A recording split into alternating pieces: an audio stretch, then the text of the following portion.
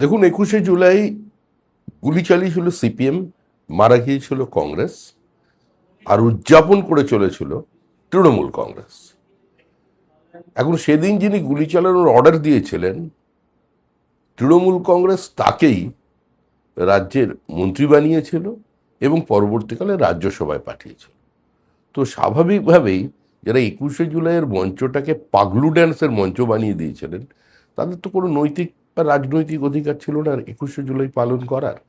আর এখন তো তৃণমূল নির্মূল, ঋত বা মৃত যেই হোক না কেন, আর কোনো গ্রহণযোগ্যতা নেই। এদের নিয়ে মানুষ আর আলোচনা করতে চায় না। আমি বিধায়ক থাকাকালীন প্রশ্ন করেছিলাম যে 21শে জুলাইয়ের যে তদন্ত কমিটি আপনারা করছেন তার রিপোর্টটা পেশ করছেন না কেন। ঢাকঢোল পিটিয়ে তো কমিটি হয়েছিল, কিন্তু রিপোর্ট টেবিল করতে পারেনি।